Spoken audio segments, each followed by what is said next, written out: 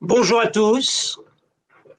La PQR est toujours là au terme de cet annus horribilis.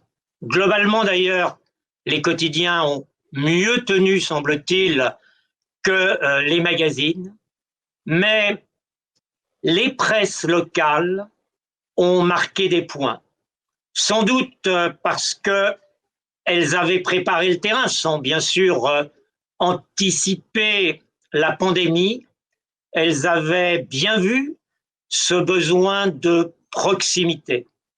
Et cela vient de payer. Et nous avons cherché à dialoguer avec un certain nombre d'éminents représentants de cette famille de presse pour voir avec eux comment ils ont profité de la situation pour rebondir.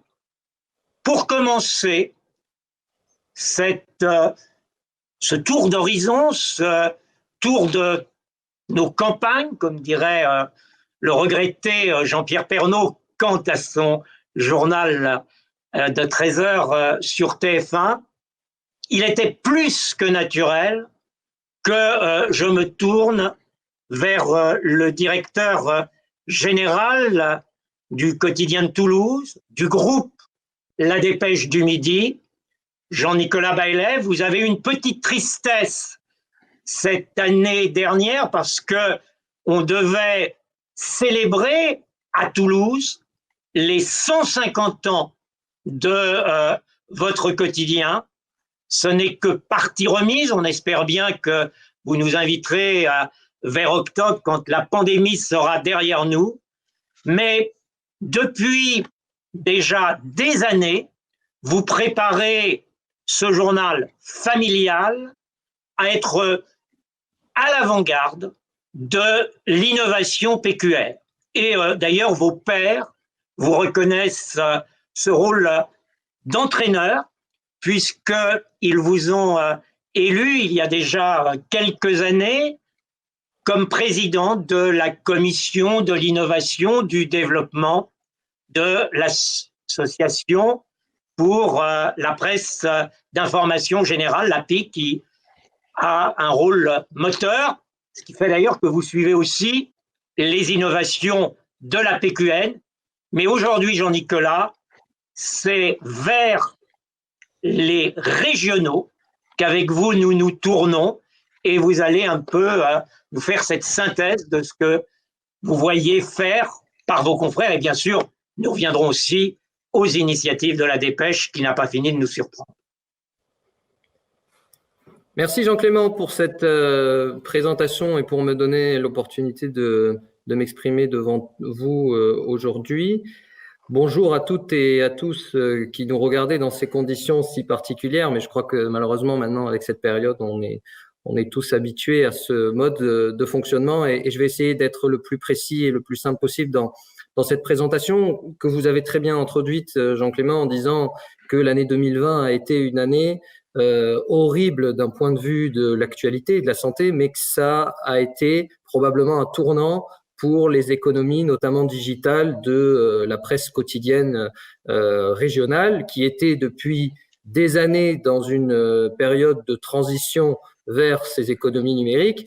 Et cette année 2020 aura été indéniablement un accélérateur. Alors, plusieurs raisons à cela. D'abord, des raisons, des facteurs exogènes, évidemment, puisque avec le confinement, avec les différents couvre-feux, nous avons un lecteur qui a eu plus de temps disponible sur cette année, plus de temps donc à consacrer à la lecture, et on l'a retrouvé de façon très vive, notamment sur les premiers jours du confinement. Pour donner tout de suite quelques chiffres, le premier jour du confinement, nous avons eu les audiences du site ladépêche.fr qui ont été multipliées par 3 et notre conquête d'abonnés numériques multipliée par 10. Donc, il y a eu vraiment un effet immédiat, un effet accélérateur, et quand par ailleurs, la crise a poussé le lecteur à un besoin d'information locale. Il y a eu ce besoin de savoir qu'est-ce qui se passe autour de chez moi, comment est traitée la crise autour de chez moi,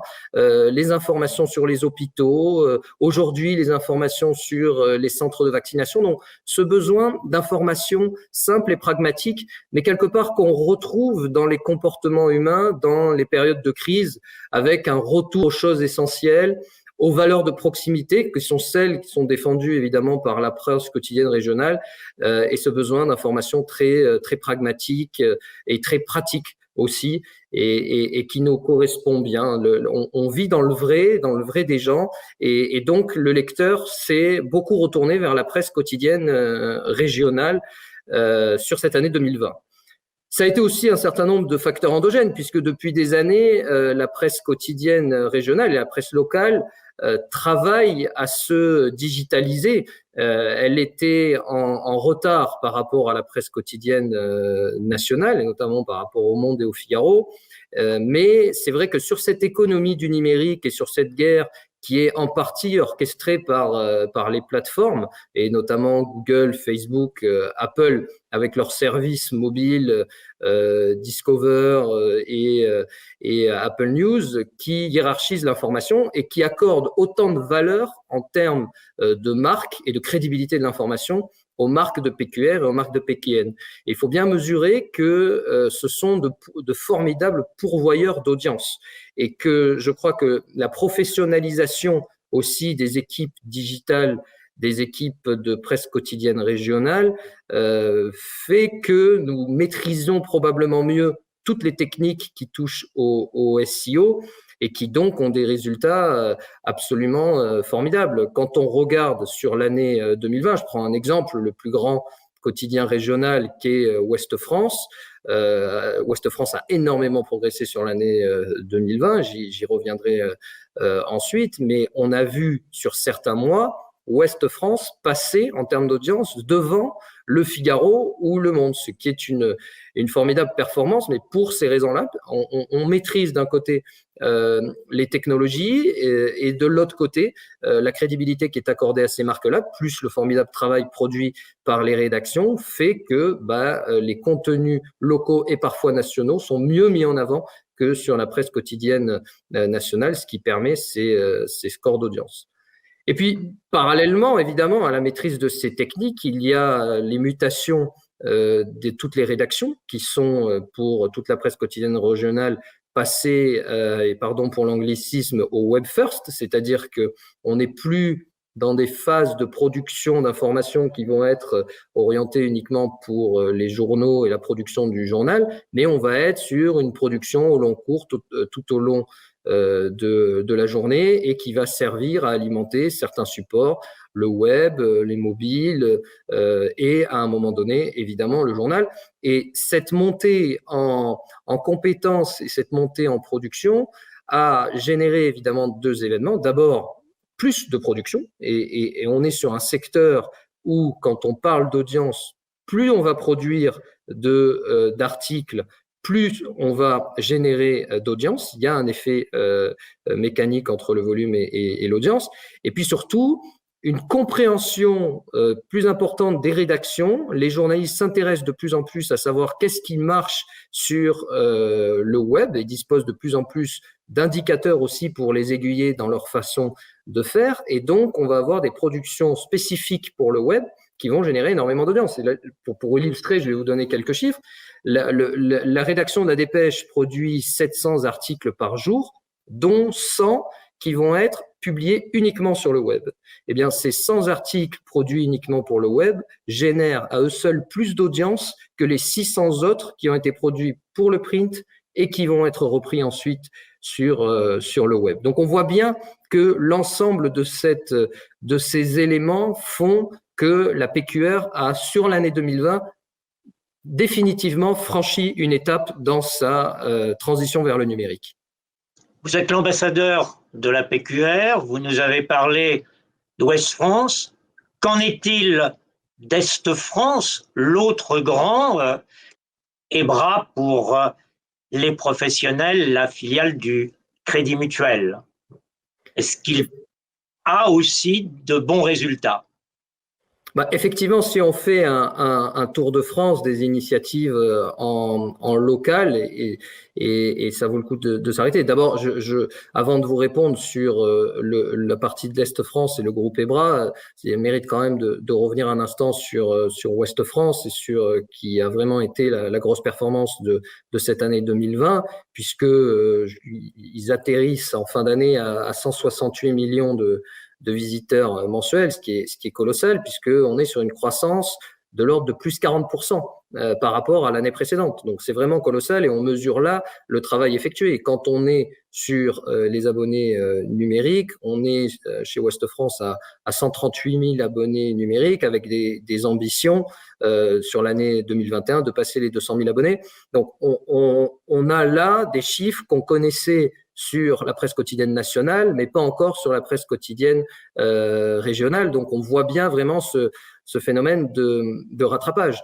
Et chez EBRA, qui est donc surtout le groupe des titres de l'Est de la France, sous l'impulsion de Pascal Brouet, il y a un travail colossal de synergie qui a été mis en place entre les titres, et aujourd'hui, les abonnés numériques sont à 65 000, avec des progrès sur les audiences qui sont aussi importantes. Donc, et tout ça, quand je dis 65 000, chez EBRA, il faut avoir conscience que c'est un portefeuille qui a doublé en un an.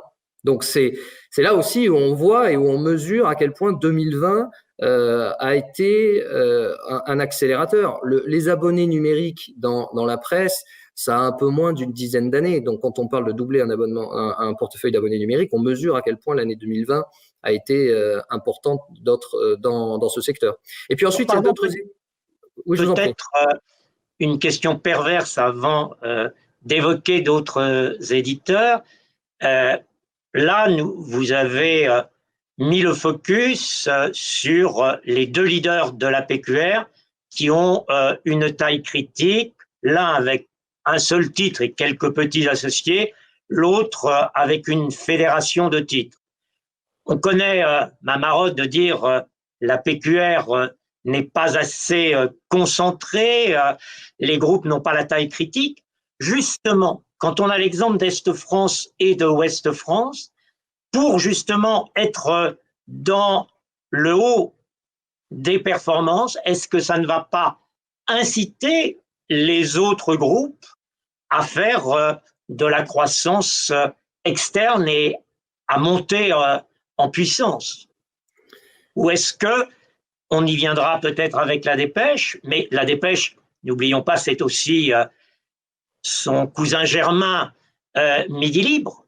Est-ce que, je dirais, il n'y a pas une nécessité de monter pour avoir la puissance que le numérique exige, cher Jean-Nicolas?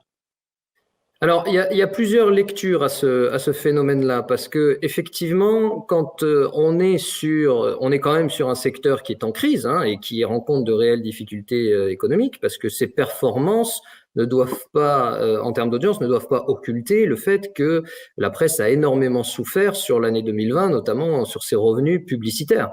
Et donc cette baisse de revenus qu'on observe depuis des années dans la presse est aussi à l'origine des concentrations et des phénomènes de rapprochement que vous évoquez, Jean-Clément. Donc, définitivement, pour la partie économique, il est nécessaire pour la presse de se rapprocher et de poursuivre ces mises en synergie qui sont nécessaires pour derrière aller financer du développement. Et il est clair que quand on est dans des stratégies de développement de plateformes multimédia qui sont coûteuses, le fait de le faire pour une marque ou pour plusieurs marques écrase automatiquement les coûts. Donc, je partage votre point de vue sur ce sujet et c'est sûr que c'est une des planches de salut de la presse. Sur la partie numérique et en ce qui concerne les audiences, le sujet est un peu différent parce que là, il y a deux approches et généralement, il y a quand même ce poids des marques historiques, c'est-à-dire qu'un lecteur est accroché à une marque média et là, les synergies sont plus compliquées quand on est sur des marques qui sont très identitaires. C'est pour ça que la Dépêche conserve des journaux associés, que Midi Libre conserve l'Indépendant à Perpignan sous sa marque ou Centre Presse à Rodez. En effet, ces marques sont très identitaires, sont très marquées, elles sont le fruit d'une histoire. Vous l'avez dit en introduction, la Dépêche vient de fêter ses 150 ans. C'est aussi 150 ans d'amour et de passion avec un lecteur qui est accroché à cette marque-là. Et il y a ce sentiment d'appartenance qui est très fort et qui est aussi en période de crise est très important. Et ce lien-là avec le lecteur, il ne faut surtout pas le rompre au risque de le perdre, tout simplement. Jean-Nicolas, vous maîtrisez si bien tout ce paysage de la PQR qu'on aimerait avoir beaucoup plus de temps pour vous entendre. Il va falloir qu'on arrive sur une conclusion. Il y a eu aussi, dans cette année des 150 ans, des initiatives à la Dépêche. Vous en avez évoqué déjà quelques-uns des résultats. La Dépêche, sur le front de l'innovation, qu'est-ce que vous aimeriez mettre en valeur en 3 items non développés que l'on viendra développer à la Presse au futur présentielle en 2022? Ce sera avec grand plaisir, Jean-Clément. Bien sûr, avec grand plaisir. La Dépêche a énormément innové sur l'année 2020, notamment sur toute la partie multiformat et montée en puissance, puisque les audiences de la Dépêche ont augmenté de 90% sur l'année 2020. Donc c'est colossal, on est à 60 millions de visites mensuelles. On a passé les 30 000 abonnés sur le groupe, donc c'est énorme.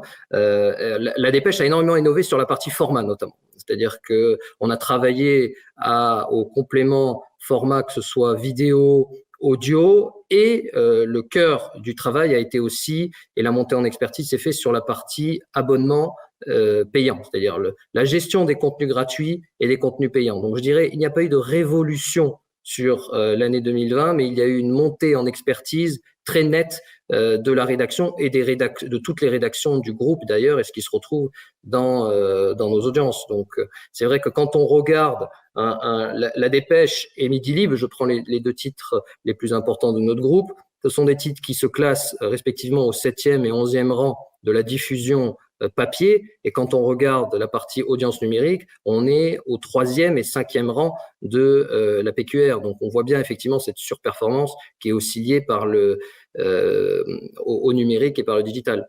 Et en conclusion peut-être de vos propos, je ne peux pas, Jean-Nicolas, ne pas évoquer l'action si positive de votre père, Jean-Michel Bailey, qui en 19 et en 20 était le président de tous nos quotidiens et qui s'est battu pour le plan filière. Il a confié au directeur général, vice-président de votre groupe, Bernard Maff, le soin d'abaisser, je dirais, les coûts, notamment au niveau des imprimeries. Juste, dites-nous vers où vous allez, ces moyens que vous allez retrouver, c'est probablement pour les mettre au service, justement, des initiatives numériques?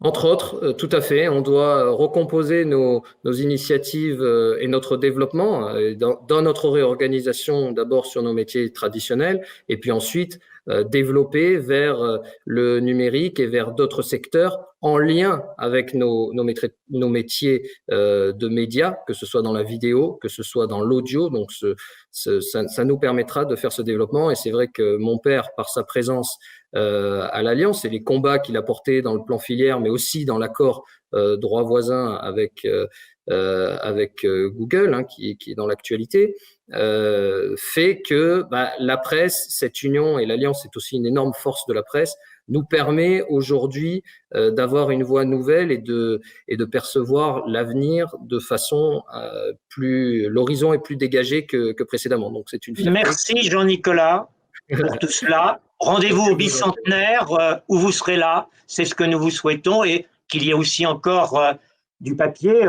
Vous allez écouter maintenant quelqu'un qui est un de vos prestataires, Stéphane Delaporte, qui lui est l'ambassadeur, comme vous, de tous les journaux, mais pas simplement sur le front numérique. Il est l'homme qui, depuis 6 ans, porte le drapeau de la PQR à Paris par une organisation 366.fr qui vend de la publicité, mais qui vous amène vous régionaux, à être désormais reconnus par les nationaux qui vous toisaient de haut. Son président est issu naturellement d'un groupe qui est aussi un des grands acteurs. C'est aussi notre côté international dans la PQR, puisque c'est le groupe La Voix du Nord, mais filiale du groupe belge Rossel, qui préside, je dirais, traditionnellement 366. 366, Stéphane, paradoxalement, c'est des résultats exceptionnels en 2020. Bonjour à tous. Merci Jean-Clément de me donner l'occasion de pouvoir m'exprimer au nom de la représentation nationale de la PQR sur le marché parisien avec 366. Oui, il est vrai qu'en 2020, la performance de l'expression nationale du média a été saluée d'une façon générale, saluée dans ses chiffres, puisque nous avons terminé l'année à 16% de progression, tout device confondu, sur nos chiffres d'affaires, avec une progression du digital tout à fait importante, puisqu'elle est presque à 60%, elle est à 57% pour être précis, et y compris une progression du print qui est à 11%. Alors tout cela, c'est l'aboutissement d'un cheminement qui effectivement est taillé et créé depuis maintenant 6 ans et qui s'est accéléré et amplifié d'une façon assez importante depuis ces 3-4 dernières années. Pourquoi? Eh bien parce qu'on a bien vu que, et je remonte à la crise Gilets jaunes, on a bien vu que la revendication des territoires, la quête de sens, la recherche d'éthique, une certaine position par rapport au fait international ou au fait européen, eh bien, faisait en sorte que finalement, les territoires et le local, exprimés par les marques médias qui traitent ces problématiques-là, étaient en train de monter extrêmement fortement. Il y a déjà maintenant plus de 24 mois. Et il se trouve que effectivement, les deux confinements qu'on a vécus, les deux crises qui ne sont pas encore terminées, liées à la Covid-19, ont amplifié d'une façon assez importante cette légitimité, cette réalité du fait que eh bien, le lien social, c'est quelque chose de très important, sa propre proximité, sa propre immédiateté, son environnement dans lequel on vit, ce sont des valeurs qui, à l'époque de la première crise Gilets jaunes, étaient conjoncturelles et qui sont devenues maintenant extrêmement structurantes dans la façon de penser sa vie des populations. Alors, ça tombe très bien parce que les marques médias que nous représentons sur le marché national, c'est ce qu'elles expriment. Et il est vrai que si vous regardez la performance des audiences, qu'elles soient print ou digital ou brandé, puisque c'est maintenant comme ça qu'on les travaille au travers de OneNext, on voit très bien la progression très importante de ces audiences et qui ont lieu pendant cette période. Ça a commencé avec la première période du Covid, mais après, il n'y a pas eu de chute extrêmement spectaculaire de ces audiences. Au contraire, elles se sont maintenues à des très hauts niveaux. Et juste pour reposer les choses, si je prends l'audience Internet globale et le ranking du mois de novembre que j'ai devant les yeux, eh bien, 366 aujourd'hui, c'est la 5e offre en termes de puissance d'audience sur le marché français. Derrière Google, derrière YouTube, derrière Facebook, derrière Amazon, on arrive en 5e position avec 35 millions de visiteurs uniques mensuels. Devant vous les GAFA, et en termes de presse, c'est vous le premier. Absolument, absolument. On est en termes de médias d'information. Mieux que TF1. Ah oui, très largement. Très largement et dans des proportions extrêmement importantes. Donc, tout ceci a fait que, eh bien, le marché national et les annonceurs, qui par ailleurs ont tous des problématiques de proximité, c'est-à-dire que la problématique d'une marque aujourd'hui, c'est comment je m'adresse personnellement à mon consommateur? Comment je m'adresse à mon consommateur pour être crédible, notamment sur les problématiques, entre autres, RSE. Il se trouve que toutes les marques, dont les secteurs naturels, mais y compris des secteurs qui sont en prospective et en prospection en 2020 chez nous, travaillent ces problématiques-là. Et il est vrai que, eh bien, chez 366, ils trouvent en un seul point d'achat une structure qui leur propose de travailler le triptyque qui est la clé de la réussite de communication des mois qui viennent de se passer et qui va continuer à être la clé des mois à venir, qui sont le fameux triptyque, la proximité qui induit la confiance, qui induit elle-même l'engagement, qui induit lui-même l'engagement, tout ça avec des campagnes de puissance. Hein. Donc c'est cette particularité qui fait que 366 exprime et parle au nom d'un média à part entière et non pas au nom de telle ou telle marque média. Nous représentons un média à part entière qui traite le niveau des proximités le plus finement possible et ça en un seul point d'achat qui est aussi une facilities, pour employer un terme anglo-saxon, de fonctionnement pour notre métier. Et alors, on l'a très bien vu pendant les deux crises du Covid, et notamment la première, où en fait, notre métier, c'est-à-dire les agences médias et les annonceurs, se sont retrouvés face à des pans entiers de non-contact, en fait.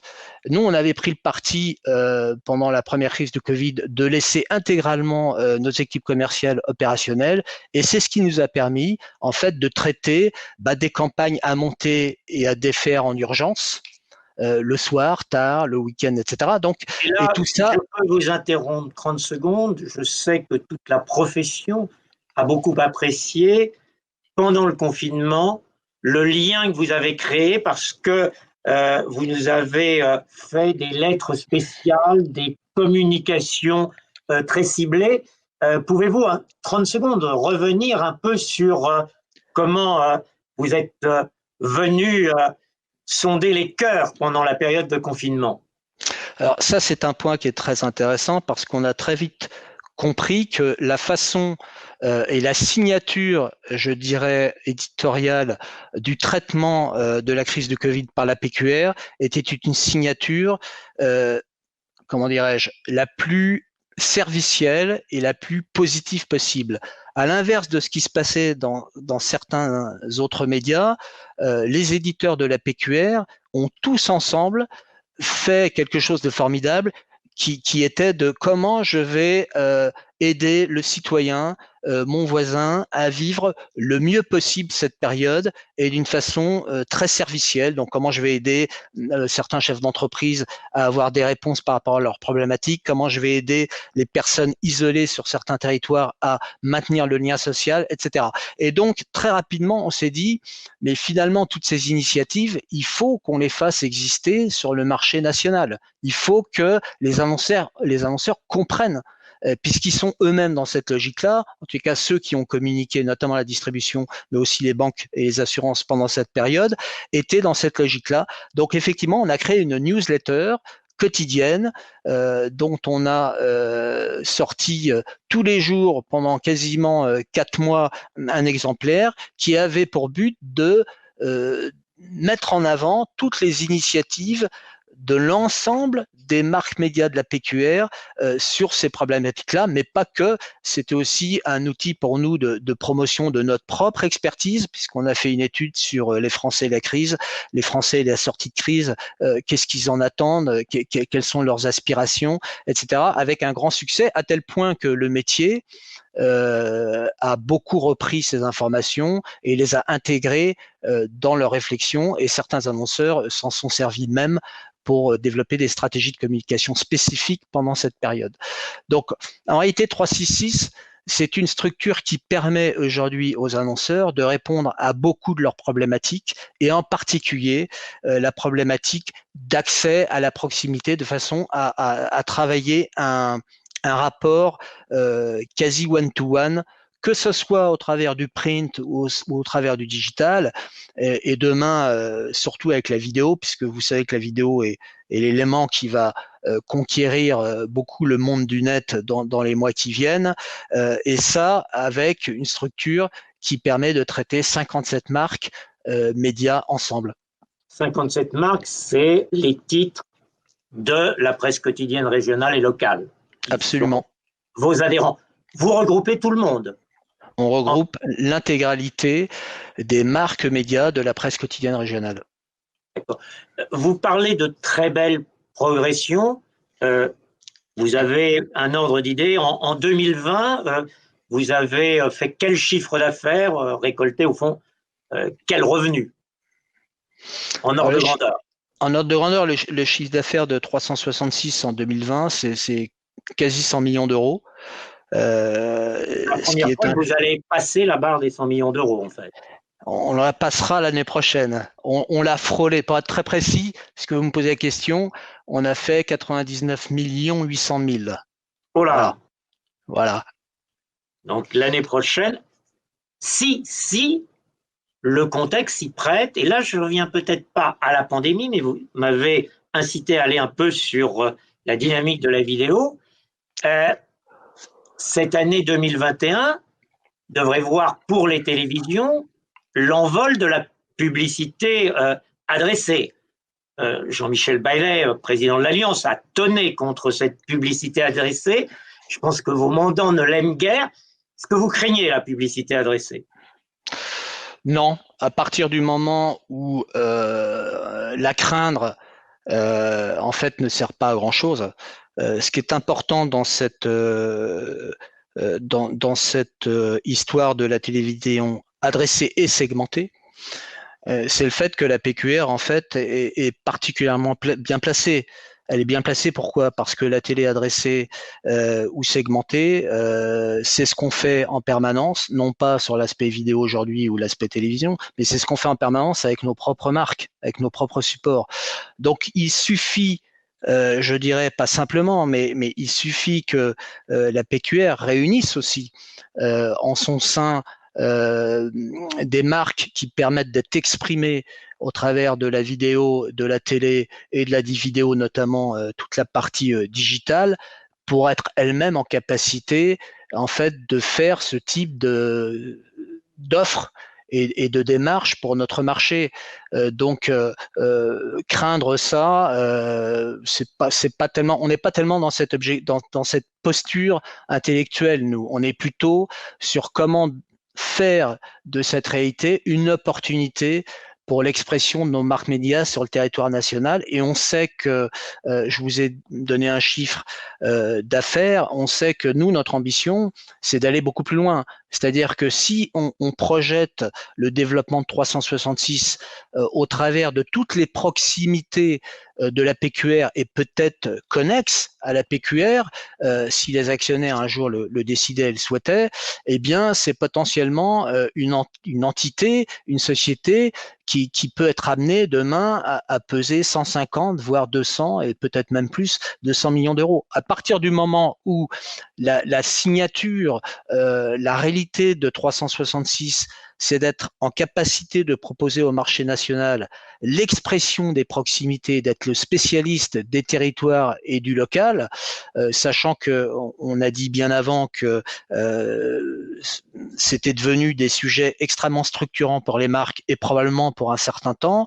Il y a finalement un pan entier de développement qui est à envisager. Et bien évidemment, la télévision régionale et locale en fait partie.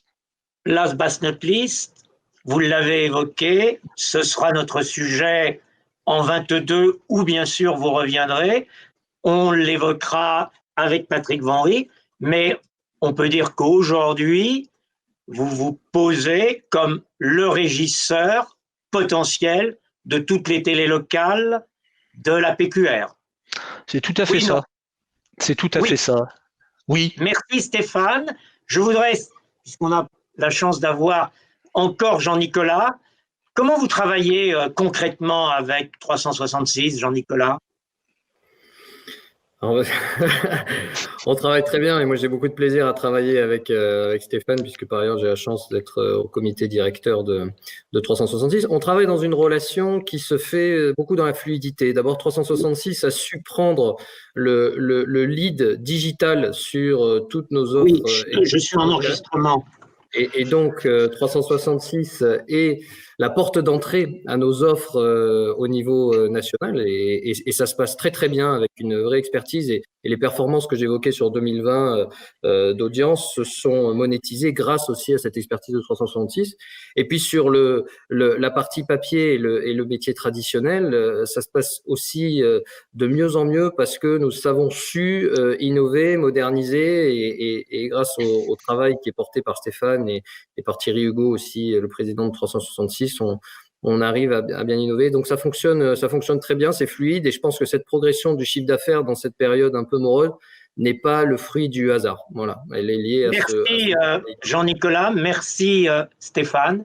Lorsqu'on plonge dans la France des régions, on a bien sûr des puissances, des potentats, ces grands groupes de PQR, mais on a aussi ce qu'on appelle l'hyper-proximité, même pas des PME, parfois des TPE.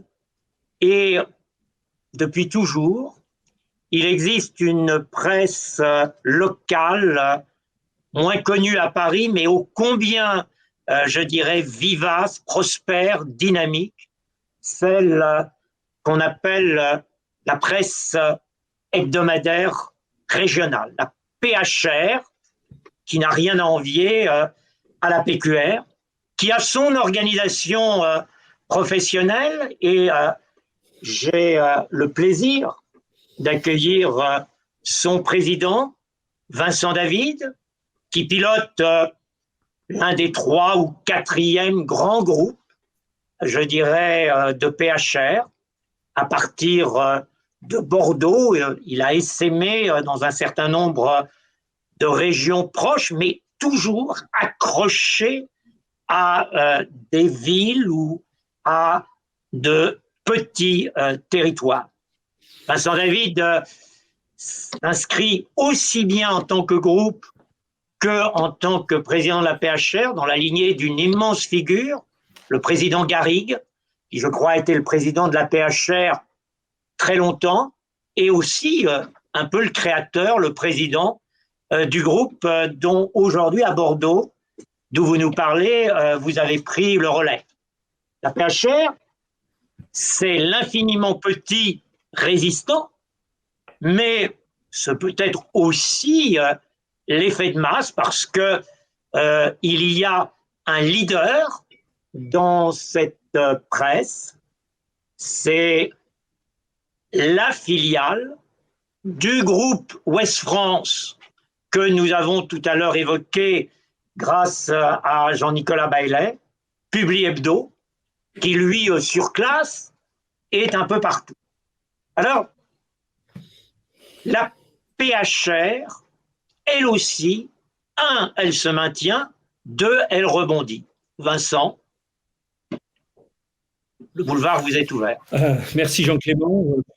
Je suis toujours impressionné par vos présentations et vos commentaires et effectivement la manière dont vous avez de sublimer la PHR, mais ça me va très bien évidemment. Donc je suis ravi d'être là, je suis ravi d'être présent dans ce Presse au futur renouvelé et qui s'est adapté, mais ça ne m'étonne pas de Dorothée Thuot et de Patrick Thuot qui ont toujours le chic pour rebondir et être vraiment au service de la presse, et je veux les en remercier ici publiquement. Donc, que vous dire que oui. Je vais dans votre sens, dans l'hommage au Thuot. Oui, bien sûr, j'imagine. Vous êtes très proche d'eux.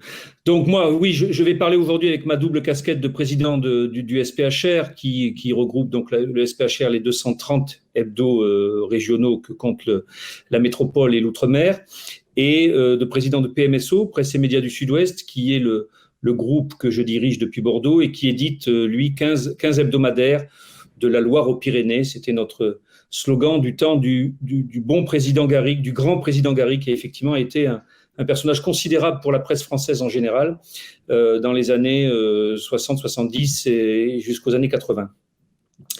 Que vous dire, Jean-Clément, qu'effectivement la PHR, comme ses confrères de la PQR, a vécu une année un peu particulière, mais a su résister.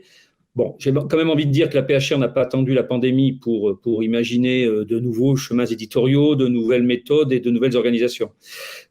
Mais on peut dire que la pandémie a évidemment accéléré le mouvement, a imposé de sérieuses remises en question, et même je dirais qu'elle a réveillé ceux qui pensaient que le modèle PHR, qui venu parfois du 19e siècle et même du début du 19e siècle, puisque beaucoup de nos titres sont nés au début du 19e siècle, on pensait que ce modèle était immortel. Donc, bon, en ce qui me concerne, j'étais déjà réveillé, mais ça nous a mis un sacré coup de fouet, cette pandémie. Et j'ai même envie de dire que ce qui s'est passé avant la pandémie, c'est-à-dire le mouvement des Gilets jaunes, nous a aussi obligés à bien revoir nos méthodes. Et moi, personnellement, et il n'y a pas qu'à moi, m'a beaucoup interrogé sur le fait qu'on n'a absolument pas vu venir ce mouvement. Et quand on a la prétention, ce qui est notre cas, d'être les journaux du territoire de l'hyper-proximité, ça nous pose quand même des soucis de voir qu'on a été incapable de voir venir ce mouvement. Donc, ce que je veux dire par là, c'est que avant la pandémie, nous étions déjà en réflexion très très forte sur le fait qu'il fallait que nous soyons un peu plus présents sur le terrain, un peu plus présents par rapport à l'écoute véritablement de ce qui se passait sur le terrain, et que j'ai envie de dire que quand la pandémie est arrivée, nous étions prêts à réagir. Nos équipes étaient chauffées à blanc, je dirais, et qu'on a fait un formidable travail. Donc, l'innovation en PHR, puisque c'est aussi un petit peu le thème, Jean-Clément, que vous souhaitiez qu'on aborde, elle prend différents visages, des visages moins spectaculaires que chez mes amis PQR. En PHR, il n'est pas question on n'évoque pas de télévision, on n'évoque pas de grandes envolées numériques. Mais je dirais que la principale innovation, ça va peut-être vous paraître étrange, mais nous mettons l'accent sur la qualité éditoriale. Ça ne veut pas dire que jusqu'à présent, on ne faisait pas de la qualité éditoriale, mais je pense que nous étions des journaux qui suivaient plus l'actualité de manière vraiment très, très, très basique, puisque nous étions dans l'hyper-proximité et que depuis plusieurs mois, nous nous obligeons, et ça nous va très bien, de faire du vrai travail journalistique, du vrai travail d'enquête. Et du coup, j'ai envie de dire que l'hyper-proximité, qui est notre marque de fabrique, ça ne veut pas dire low cost. Enfin, du moins, c'est le message qu'on essaye de faire passer à nos équipes, qui de fait maintenant fouillent les sujets, bousculent les clichés, et nous souhaitons nous afficher toujours comme des militants exigeants des territoires que nous couvrons. Voilà, donc cette exigence qui est un petit peu nouvelle quand même ces 10 dernières années dans la PHR, elle paye, puisque vous l'avez dit tout à l'heure, Jean-Clément, et je vous en remercie, mais les chiffres sont là, nos ventes résistent. En 2020, ça a été une année très correcte, puisque notre panel diffusion que notre syndicat édite prouve que nos abonnements ont quasiment été stabilisés en 2020, puisque le chiffre que j'ai eu hier démontre que nous n'avons baissé que de 0,9%. Et l'abonnement en PHR est très important, puisque c'est traditionnel. Nous avons plus d'un tiers de nos ventes en moyenne d'abonnement, et ça va chez moi, dans certains de mes titres, à plus de 60%. Donc une baisse légère, et aussi une baisse un tout petit peu plus importante, mais pas tant que ça, de la vente au numéro, qui, malgré la diminution des points de vente, notamment pendant le premier confinement, où c'était quand même pas évident, et le naufrage de Prestalis, il n'y a pas d'autre mot, donc un fléchissement de nos ventes au numéro qui s'est stabilisé à moins 5%. Donc, je crois qu'on peut être satisfait de ça. Ça prouve que le travail a été bien fait, que les lecteurs avaient envie de consommer de la PHR. Ils consommaient aussi de la PQR et de la PQN, mais ils ont consommé de la PHR. Et c'est un petit clin d'œil, puisque je sais que avant moi et après moi, le Sud-Ouest était très bien représenté ici. Je veux dire que spécifiquement dans le Sud-Ouest, les hebdos du Sud-Ouest ont mieux résisté que la moyenne nationale, puisque nous sommes à plus 4% d'abonnements sur 2020 et que nous sommes à moins 0,23% au niveau de la vente au numéro. Donc, grande satisfaction. La preuve que cette qualité que nous voulons insuffler à nos contenus, ça paye. Et à titre personnel, dans mon groupe, je veux détacher la Charente-Maritime puisque l'une de nos éditions que nous avons en Charente-Maritime a vraiment bien vu ses ventes progresser. Vincent David, une chose m'a toujours surpris, c'est que votre PHR, un certain nombre de ses titres, en réalité, appartiennent à la PQR. Je reviendrai ultérieurement sur la locomotive Ouest-France, mais on a aussi la Voie du Nord, Sud-Ouest, Centre-France, et Bras qui ont des hebdos. Pourquoi, je dirais, vous qui êtes en dialogue en permanence avec ces groupes de PQR, et je sais que en principe votre congrès devrait être à Dunkerque accueilli par au fond le groupe La Voie du Nord, mais qui a un hebdo et même plusieurs hebdos à la fois autour de La Voie du Nord et même avec le Messager dans d'autres zones. Pourquoi des régionaux éprouvent le besoin d'avoir de la PHR? Eux qui disent on couvre la proximité, on est dans l'ancrage. Qu'est-ce que vous leur apportez pour qu'ils ne vous aient pas, zigouillé? Alors, c'est une très bonne question, Clément. C'est évidemment d'abord à eux qu'il faut la poser, mais dans les dialogues que j'ai, que ce soit avec Francis Gonant, avec David Guevart, qui est le patron des hebdos de La Voie du Nord, ce que j'observe, c'est que d'abord c'est historique, c'est qu'il y a toujours eu des hebdos qui appartenaient à la presse quotidienne régionale, que effectivement dans les années 80-90, par le biais de rachat de grands groupes d'hebdos, notamment en Normandie et en Bretagne, le groupe Ouest France s'est réellement développé là-dedans. L'idée, c'était d'occuper le terrain, j'imagine, d'occuper le marché publicitaire. Et moi, ce que je note, c'est qu'il y a eu beaucoup de débats entre nous en disant il faut limiter les rachats, il faut arrêter de voir venir la PQR chez nous.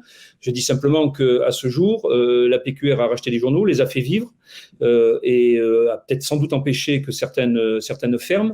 Donc, moi, je me réjouis beaucoup de la présence de la PQR qui laisse les hebdos travailler, leur donne souvent et la plupart du temps une identité propre.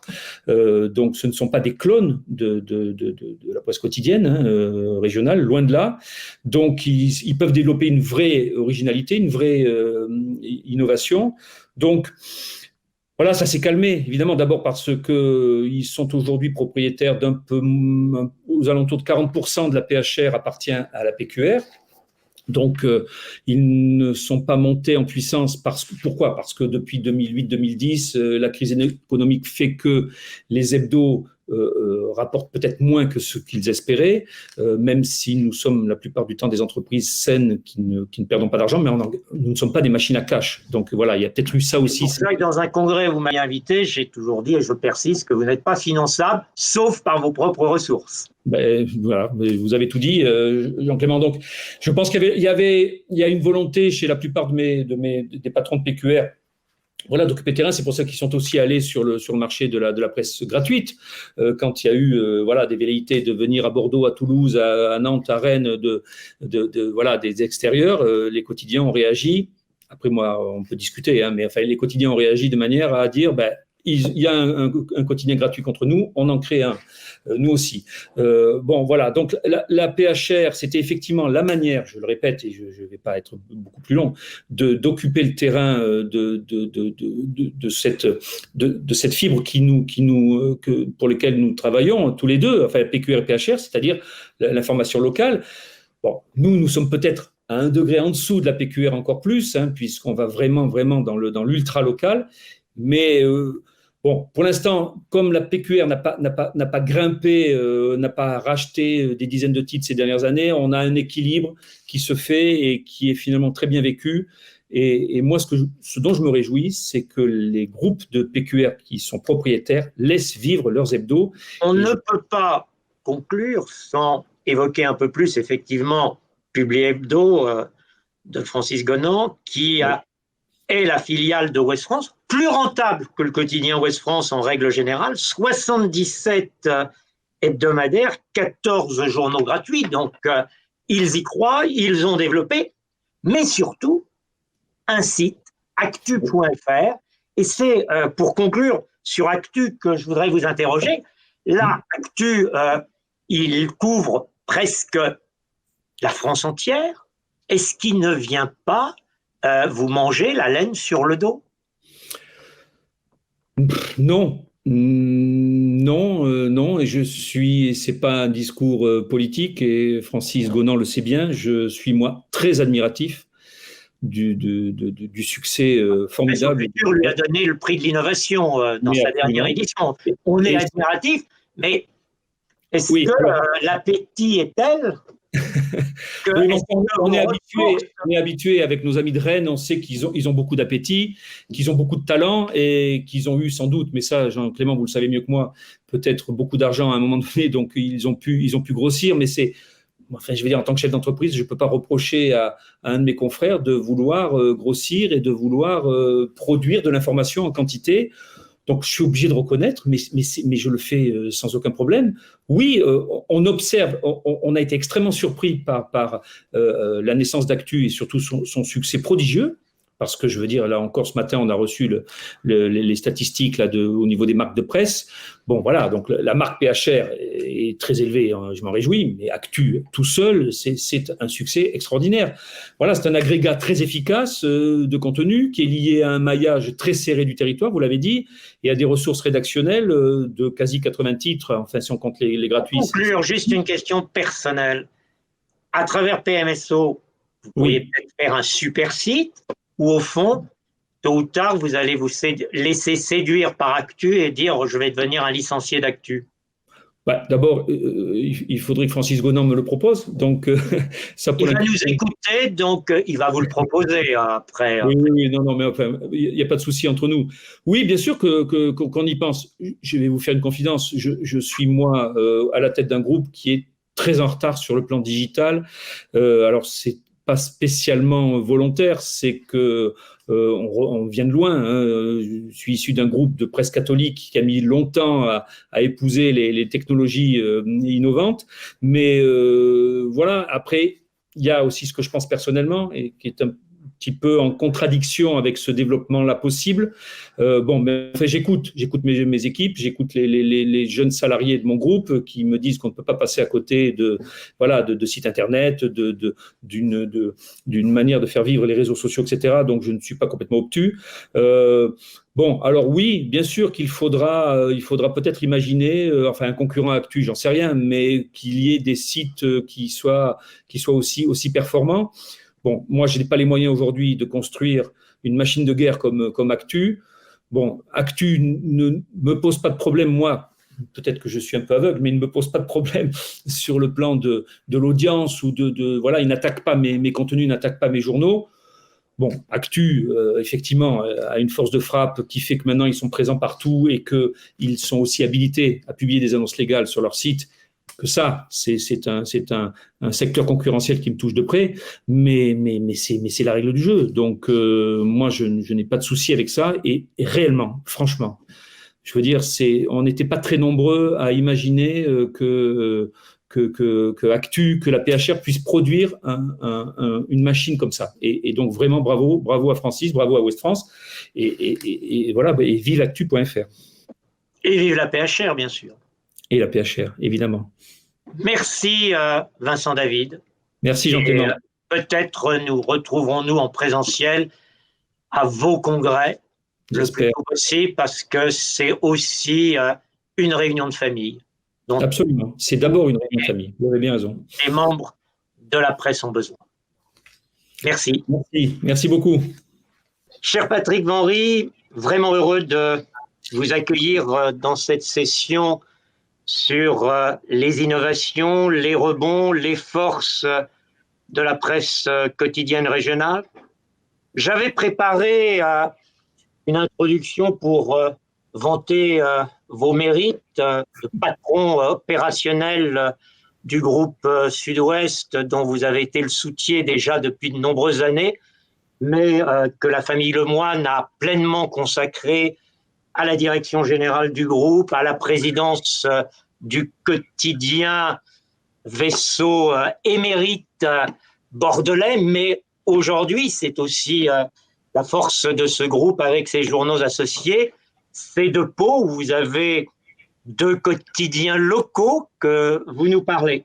Et puis, j'ai lu le dernier Stratégie qui présente Patrick Henry comme le jardinier en chef de la PQR. Donc, véritablement, cela me paraît, je dirais, suffire, parce que ça vous reflète bien, vous savez faire pousser un certain nombre, je dirais, de fleurs que vous préparez pour véritablement l'avenir de cette PQR. Et dans cette PQR, il y a une arlésienne. C'est la télévision locale. Au groupe Sud-Ouest, vous avez été un peu innovateur, car je crois me souvenir qu'on était dans les tout premiers à avoir une radio. Je dis nous parce que j'ai accompagné toute sa vie durant Jean-François Lemoyne, donc j'ai une tendresse quand je parle du groupe Sud-Ouest ou avec quelqu'un de Sud-Ouest. Radio, vous l'avez été aussi dans la télévision, mais là, vous êtes aussi, je ne parle pas qu'au président de Sud-Ouest à Bordeaux, je parle aussi au président de Territoire TV. Et c'est donc de cette initiative que j'aimerais que vous nous entreteniez un petit peu. Alors, je suis président de Territoire TV.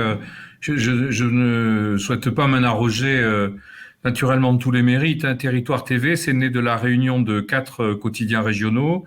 La Voix du Nord du groupe Roussel, le Télégramme du groupe Le Télégramme à Brest, et puis la NRCO à Tours. Alors pourquoi cette addition de quotidiens régionaux ? Bien parce que nous sommes les seuls, j'ai envie de dire les derniers, à disposer de télévision locale. La Voix du Nord en a 2, Télégramme en a 2, Tours 1, et puis nous, outre TV7 à Bordeaux, nous venons de devenir majoritaires dans la chaîne du Pays Basque TVPI très récemment, ce qui fait qu'on constitue un groupe à 7 télés aujourd'hui. Alors pourquoi on s'est réunis ? Parce que, vous l'avez dit, on croit très fortement, et je pense que le sujet de fond, c'est vraiment de croire beaucoup à l'information régionale et à la capacité d'innovation de la presse régionale. Moi, à titre personnel, je n'ai fait que réactiver la vision de Jean-François Lemoyne, qui avait déjà constitué un pôle avec Digivision, qui avait déjà lancé TV7, et donc ces modèles-là n'ont pas bien marché. Pourquoi ? Parce qu'ils ont voulu copier les modèles nationaux. Voilà, c'est pour ça qu'ils ont échoué. Et puis, ils ont échoué aussi parce qu'à la différence d'aujourd'hui, nous sommes assis sur un potentiel numérique et digital très important qui n'existait pas à l'époque et qui décuple nos capacités de diffusion. Alors, pourquoi on s'est réunis et on a trouvé ce nom de Territoire TV ? Territoire, ça dit bien, même si j'aime pas le mot parce que je le trouve un peu parisien, ça dit bien aussi qu'il y a aujourd'hui une lecture de la France qui est plus la lecture top-down de Paris vers la province, mais bien, et on l'a vu avec la crise des Gilets jaunes, on le voit quotidiennement avec les problèmes de vaccination, on voit très bien que ce pays est en train de basculer progressivement d'un pays très centralisé à un pays qui cherche à s'émanciper de cette centralisation, qui n'y parvient pas facilement. Et vous êtes girondin quand même à Bordeaux. Voilà, on a face à nous Jupiter, qui lâche pas la partie facilement. Mais voilà, c'est sur cette analyse, et nous on est girondins, et donc on l'assume totalement. C'est à partir de cette analyse-là que finalement l'information qu'on produit tous les jours, parce que c'est nous qui entretenons, d'où l'expression de jardinier, que je ne suis pas du tout responsable de cette expression, mais c'est quand même la presse régionale qui fait vivre la démocratie au quotidien. C'est la presse régionale qui dispose du plus grand nombre de journalistes, du plus grand nombre de correspondants. Et nous, on pense aujourd'hui que ce patrimoine-là, c'est une valeur qu'on n'a pas assez valorisée jusqu'ici. Je prends un exemple avec les magazines week-end, où la presse régionale s'associe à des nationaux qui leur fabriquent des journaux pour le fin de semaine et qui la leur achètent. Voilà. Moi, je pense qu'aujourd'hui, on est tout à fait capable par nous-mêmes de créer nos propres journaux, mais idem de la télé. J'ai envie de dire, on a bien su faire les quotidiens, on a bien réussi tous la bascule numérique. Aujourd'hui, c'est quand même un journal, la presse régionale Ouest France, qui a la plus grosse audience en France. Donc, nos audiences cumulées sont importantes. Et donc, il faut être vraiment omnicanal. Et pour ça, il faut réactiver le canal audiovisuel via naturellement la délinéarisation et l'ajout du broadcast au numérique et au digital. Et on pense que c'est la porte ouverte à nouveaux revenus, à une nouvelle attractivité. Mais il faut qu'on soit, nous, les chefs d'orchestre un peu éditoriaux de cette analyse-là et pas toujours vivre dans ce rapport Paris-Province un peu complexe. Il n'y a pas de doute sur vos capacités éditoriales. Voilà. Et puis, alors, l'autre pendant de Territoire TV, c'est qu'il s'est associé avec, il est devenu actionnaire d'une filiale de 366, la régie de la PQR, qui s'appelle 366 TV, et qui va avoir vocation à commercialiser pour le compte d'annonceurs qui ont massivement rejoint la PQR depuis le confinement, à commercialiser des espaces digitalisés de vidéos, des espaces broadcast, et donc créer là aussi pour nous tous une ligne de revenus et d'influence complémentaire. Voilà, donc on a aussi vocation à produire des émissions, ce qui n'est jamais arrivé. C'est-à-dire que la PQR va produire des émissions de télé autonomes autour de la politique, autour de la santé, autour de l'art de vivre, puisque ces contenus-là, cette observation du territoire, c'est nous qui en disposons, mais nous n'allons pas jusqu'au bout de sa valorisation.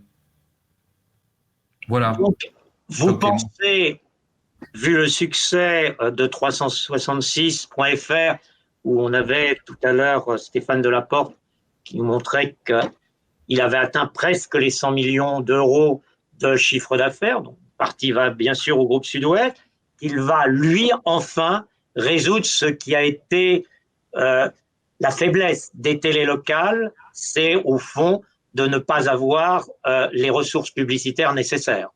Oui, nous le pensons. Alors, mais votre ressource va venir plutôt du national ou du local en publicité? Ouais. Je pense que ça va, avec 366, ça va beaucoup venir du national, mais ça va permettre de créer des produits qui sont aussi très attractifs sur le local. Par exemple, les plateaux télévisés dans toutes les opérations spéciales qu'on réussit avec nos télés locales. Tout ça finit par se rejoindre. Hein. Stéphane Delaporte, il a besoin d'outils nouveaux, d'environnements nouveaux. Donc, je pense qu'il est très content qu'on lui permette de proposer à ses clients de nouvelles influences, finalement, de nouvelles audiences. Mais nous, en retour et parallèlement à ça, on doit être encore plus attractif et en profiter pour être attractif vis-à-vis de notre marché. Et c'est le cas d'ores et déjà. Hein. Aujourd'hui, TV7, il est sur notre application, il est sur notre site web. On peut consulter les émissions, notre matinale d'information directement en mobilité. De la même manière, on peut proposer beaucoup d'opérations spéciales. La télévision locale, elle se rapproche beaucoup de l'événementiel aussi. Ce qui nous permet, par exemple, de proposer des captations à nos clients sur certaines manifestations. Donc, c'est bien le bouquet, hein, j'ai envie de dire, c'est vraiment un bouquet qui se percole l'un l'autre et qui fait qu'on est assis sur un potentiel plus important, je pense, qu'on a pu l'imaginer. Mais parce qu'on prend les choses un petit peu autrement, plutôt que de créer une grosse structure télé, on crée surtout des programmes qui vont être diffusés de façon un peu omnicanale sur tous nos canaux de diffusion. C'est ça l'idée. Là, vous avez un projet commun avec quelques confrères, mais Sud-Ouest, le groupe Sud-Ouest que vous animez, est aussi à la pointe d'innovation. Et je crois que vous allez soumettre un très grand projet à vos actionnaires, Campus Sud-Ouest. Est-ce que vous pouvez nous parler de cette initiative qui va faire pas mal de bruit à Bordeaux, j'espère? Oui, je souhaite que ça fasse pas seulement du bruit, hein, mais que ça réponde à un besoin et à une analyse. Aujourd'hui, on a des terrains autour de notre imprimerie sur la rive droite de la Garonne, au pied du pont Chabandelmas. Alors, c'était des territoires assez éloignés il y a une vingtaine d'années quand on y est allé, mais aujourd'hui, c'est l'agglomération grandissant, c'est un lieu de passage et ça devient un lieu presque de centralité de l'agglomération. Donc, on veut déménager notre siège autour de notre imprimerie, mais plus que ça, on veut créer les conditions d'un nouvel écosystème autour de l'information, autour de la formation, autour de la RSE, hein, autour des problèmes d'environnement, et puis autour de l'inclusion. Donc, ça veut dire que Sud-Ouest serait un peu Notre propos, c'est de quelle histoire on écrit pour les titres de presse pour les 10-15 ans à venir. Est-ce qu'on se contente d'être un journal? On ne l'est déjà plus. On est déjà beaucoup plus une entreprise d'information. Et après, est-ce qu'on se contente d'être une entreprise repliée sur elle-même ou au contraire un carrefour du territoire et des besoins qui se font jour dans la société? Voilà. Donc le campus Sud-Ouest, ça veut dire qu'autour du journal Sud-Ouest, qui seront d'abord des espaces de travail, mais on est en train d'agréger des partenaires, je vous l'ai dit, autour de la formation en matière de journalisme, en matière de traçabilité de l'information, en matière de RSE, puisqu'on est rentré nous-mêmes dans un processus de définition d'une raison d'être pour devenir une entreprise à mission. Donc on pense que sur l'inclusion numérique, on peut être voilà, un environnement fléché. On pense que sur le climat, on sait que aujourd'hui, ce sont les salariés dans les entreprises qui font beaucoup bouger les entreprises dans leur responsabilité environnementale. Donc, il y a besoin de formation. Et puis, on sait qu'autour du digital tout court, les environnements médias comme le nôtre sont très prisés. Donc, voilà, on essaie de créer un campus qui soit ouvert au public, qui permette aux scolaires d'être accueillis, qui permette aux gens qui s'intéressent à l'information de rencontrer des professionnels, de participer à des ateliers. On est en train de bâtir quelque chose qui, bon, il n'y a pas trop d'équivalent aujourd'hui, mais on va essayer d'être innovant. À l'étranger. Oui, alors bien sûr, il y a des très très très grands exemples. Quels sont vos modèles à l'étranger? À l'étranger, il y a comment il s'appelle, pas Springer. Springer a quelques petites choses dans ses. Oui, mais il y a en Allemagne, il y a notre groupe, j'ai oublié, je suis désolé, qui a aussi créé un grand campus comme ça. Voilà, il n'y a pas d'exemple de médias vraiment, mais il y a. Il y avait Hollande aussi. Ouais, il y a la RTBF aussi à Bruxelles qui a créé des espaces nouveaux. Donc, on voudrait être un peu entre Station F, si vous voulez, et puis une presse régionale, quoi. Voilà. Donc, est-ce que vous n'êtes pas le Station F de la PQR? Bon, là, ce serait très ambitieux, mais c'est un peu l'idée qu'on a de réunir dans une halle commune diverses activités. Il faut que ce lieu ait ses propres ressources aussi, c'est-à-dire qu'on accueillera du coworking, on accueillera des écoles de formation, je viens de le dire, et puis on va être surtout des environnements de production ou événementiels, télévision, numérique, rédaction, marketing. Tout ça sera situé au même endroit, de manière assez développée, de façon à ce que d'un programme, on puisse faire, d'une émission, on puisse faire 10 programmes et puis pouvoir développer aussi tout ça, service autour du numérique. Voilà. Pour bien comprendre votre modèle, Patrick, vous allez, sur la réserve foncière, bâtir un nouvel immeuble, un nouvel hangar, et vous allez louer des espaces voilà. Je dirais, des sociétés, des associations, des institutions élues. C'est un peu ça, voilà. On travaille avec la métropole à en faire un projet d'intérêt métropolitain, hein, qui est assez sensible à notre projet. La région Aquitaine également qui est intéressée. Et puis la mairie de Bordeaux qui vient de changer. La mairie qui vient de changer, qui est un peu plus... Elle est très, très intéressée, surtout qu'on va essayer de proposer des matériaux et puis une construction un petit peu durable. Hein. On va peut-être arrêter avec la climatisation et rouvrir les fenêtres. Voilà, on va essayer d'aller dans ce sens aussi. Il faut beaucoup ventiler nos espaces aujourd'hui avec tous les virus qui passent et puis les gens souffrent de plus en plus de cet enfermement et de claustrophobie. De la même manière, le télétravail va se développer. Je pense qu'on va vers des formes de travail mixte, un peu chez soi, un peu en mobilité, un peu au bureau. Et donc, ça permettra sans doute de libérer des espaces autour de la production. On aura vu sur la Garonne. Et on aura vu sur la Garonne et sur le pont. Voilà, on croit beaucoup à ce projet. Vous-même, l'an prochain, Patrick, où bien sûr vous serez invité pour nous donner les premiers résultats, votre bureau passe du siège finalement dans ce nouvel espace. Voilà, exactement. Vous abandonnez le siège. Oui, on abandonnera le siège et on se mettra dans un espace de travail finalement. Voilà, nouveau. Il m'amène une dernière petite question. Dans le plan filière, vous allez réduire vos effectifs, je suppose. Alors, On est comme beaucoup d'entreprises de presse en surcapacité d'impression par rapport à nos tirages. Donc, j'ai annoncé lors de mes vœux filmés la semaine dernière, enfin il y a 10 jours, qu'on allait rencontrer, oui, les partenaires sociaux au cours du premier trimestre pour proposer une réforme de nos impressions, bien sûr. Tout ça va un petit peu. Je ne voudrais pas vous demander, puisque vous êtes à Pau et non, vous me le dites. Je vous le dirai pas. Non, je vous le dirai pas. Fermez le dire à personne encore.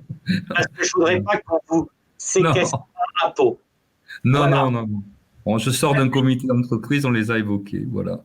Voilà. Merci Patrick Merci, pour Clément. cet échange et à très bientôt à Paris. Merci, au revoir. ou à Ouais, Bordeaux. bien sûr. Au revoir.